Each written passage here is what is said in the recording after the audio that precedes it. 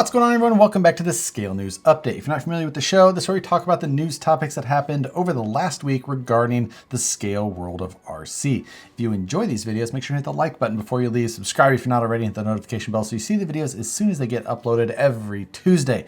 With that, this has been a busy week with a bunch of news topics, so let's jump right into it. This week, the Nuremberg Toy Festival is going on over in Germany, so we have been getting a ton of little, sneak peeks at new products or teasers of things to come, prototypes on display. And this last week, or this year in general, seems to be the year of the 1/24th scale.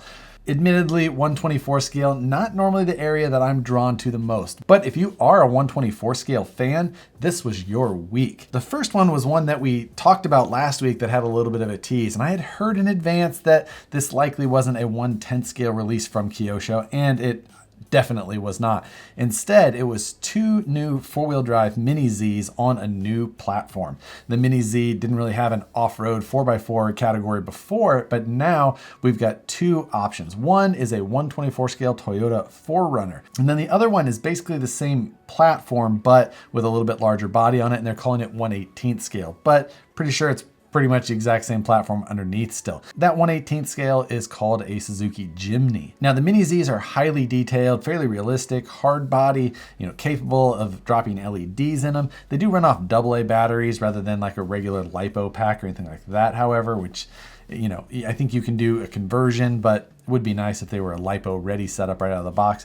But the Mini Z market in general is super popular, especially in other parts of the world. So seeing them stick with something that has obviously worked really well for them up to this point makes sense as well. The price point on those Kyoshos is a little bit higher than some of the other 1/24 scale competition, but that competition really isn't comparing apples to apples when you look at how detailed their body is and the fact that it's a hard body versus typical Lexan bodies. So if you're interested in either of these two Mini Z releases, I'll make sure to link them in the description below. And the next one is one from Axial. Now this is the new SCX24 C10, and we actually talked about this one a few weeks ago when some pictures got out too early of this upcoming release. But now you can get the C10 on the 1/24 scale. Not sure if it's supposed to be K10 or C10. I thought the K10 was the four-wheel drive and the C10 was the two-wheel drive, or one way or the other. The gunmetal version has got blacked out grille. It also has a bed mounted roll bar. The wheels are black rather than the chrome or maybe white. I believe they're chrome though. Wheels on the teal version that has also matching chrome bumpers. The gunmetal version has some tinted windows where the teal are normal transparent. There is also some new BFG tires offered on these trucks. And overall, I think that these trucks just look really good. The 1/24 scale stuff, still up to this point, like I said, not necessarily the area that really draws me, but for some reason, these C10s just are somewhat appealing to me. And maybe it's the BFG tires. I still like that C10 body. I don't know. This one just has a little bit more appeal to me than the rest. Then there were two more 1/24 scale releases from Tamiya. The first one is the 1/24th Tamiya Mudman. And this thing looks like a kind of a cheap toy to me. I just don't necessarily get the appeal of this specific one. I don't think it looks that good. I don't see the fun factor in this one. They say that, I don't know. This one to me, I don't get. And then the next one from Tamiya is one that, again, it's a little bit hard to wrap your head around because it's labeled as a 1/24 scale Volvo A60H, which is like a piece of heavy equipment. And they labeled this as 1/24 scale just because of, scaling down what would be a massive piece of earth moving equipment down into something that's RC.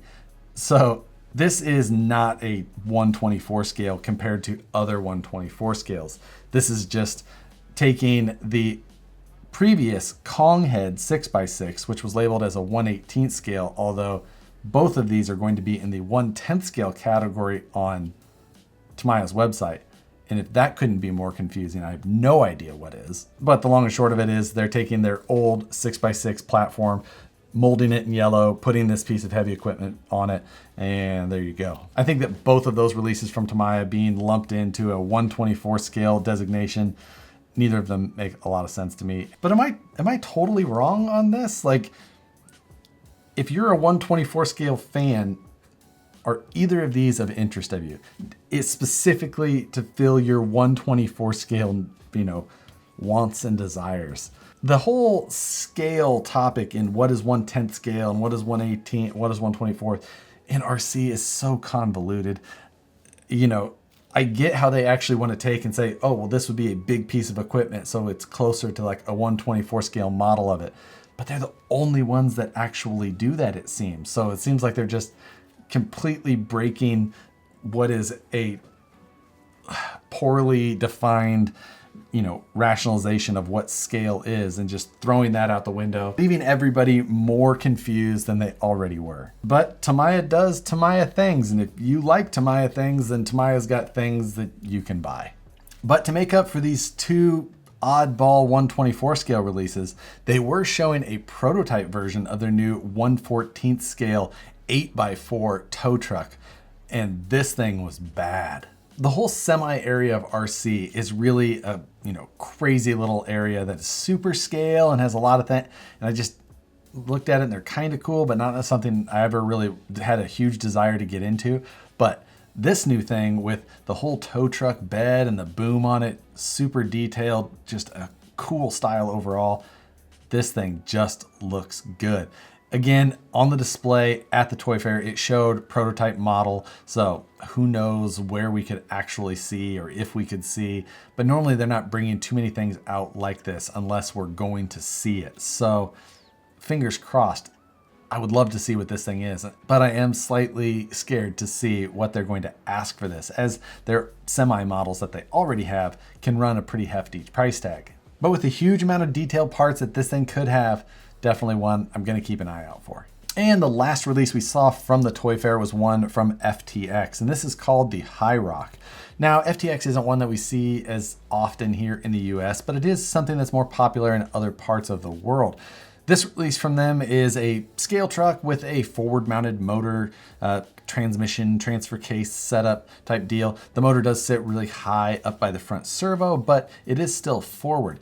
Overall, the truck in general looks more polished and more in line with a lot of the other options that we're seeing in the market now. The body that it has is an unlicensed, but it's very Toyota-esque, and it does look like it's got a hard-molded plastic grille with some hard-molded plastic rear bed accessories or rack type things going on as well. It's got a chassis mounted servo, it's 3-link with panhard. That transmission and transfer case is a divorced setup with an intermediate shaft between the two. And right now on the FTX website, it's showing a price of 315 pounds, which comes out to about 400 US. So it's not a cheap option, and comparing this to a lot of the other options on the market already, and comparing this to the options that are already available, don't necessarily see a draw to this compared to those other options with a lot of aftermarket support and just replacement part support in the first place. Again, that's going to differ possibly depending on the area of the world you're in. But just from the inside looking out,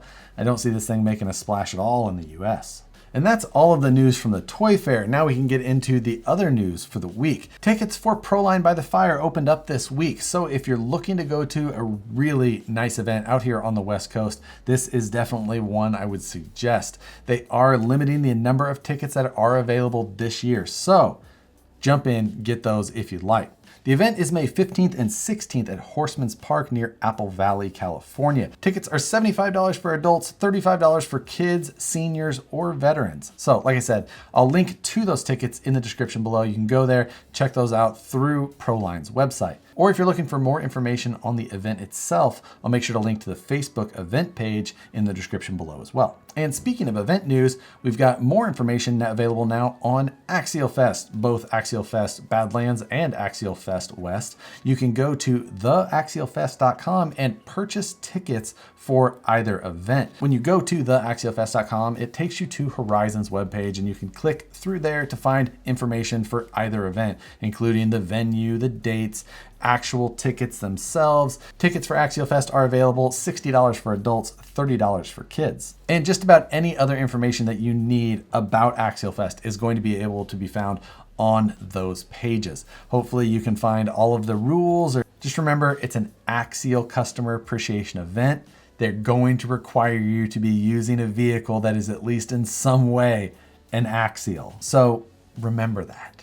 And some of the most recent big news was that Element released an IFS conversion kit for their Enduro platform. This is a fairly low-cost conversion kit that basically just bolts right under the front of your Enduro, gives you a nice IFS kit, still with about 45 degrees of steering, some decent articulation still. The overall, just a nice, well put together kit that you can bolt into place.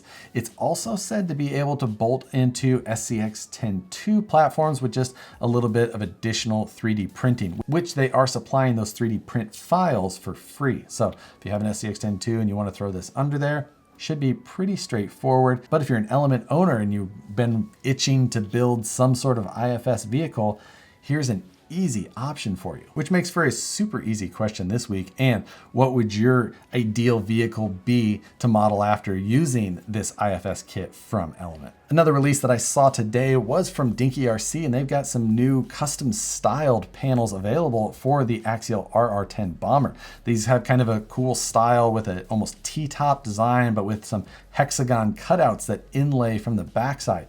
Fairly cool, and there's said to be other options or styles coming before long. So check them out. I'll link to the website for Dinky RC in the description below. You can go see what they've got to offer for your RR10. But that'll wrap up our regular news topics.